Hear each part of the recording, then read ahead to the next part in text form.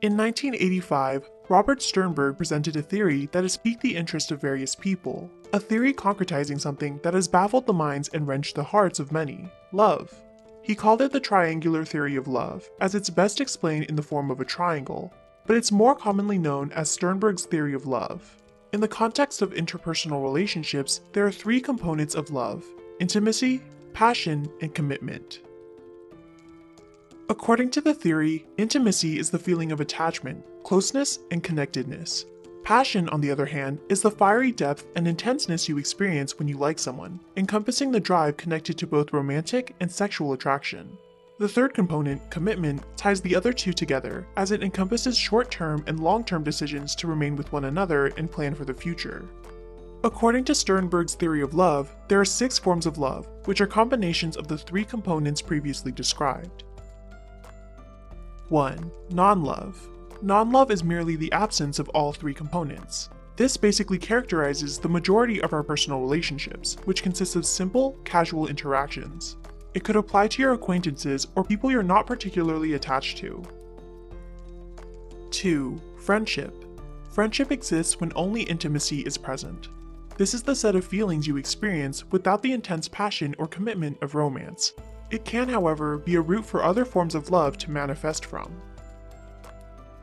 3. Infatuated love.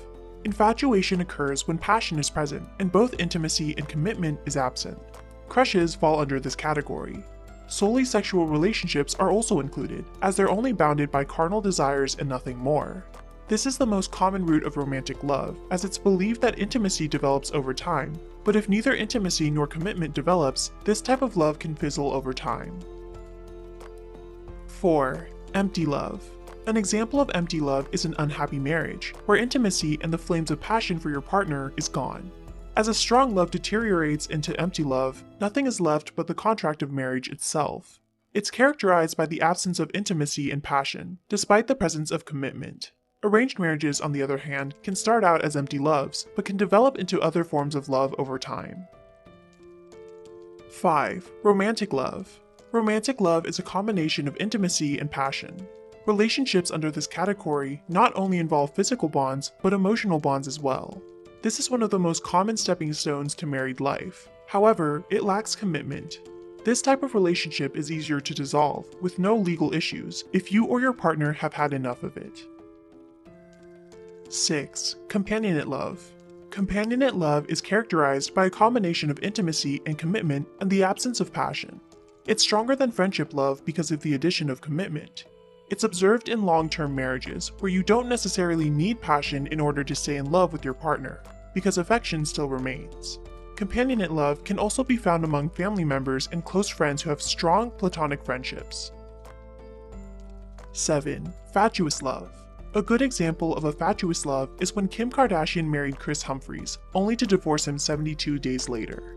It's a whirlwind of romance we usually see on television. Fatuous love is the combination of commitment and passion without intimacy. 8. Consummate love. Consummate love sits at the very center of the triangle, as it's said to be the perfect, ideal type of love. All 3 components are present in this type of love, and it's the goal for people in relationships.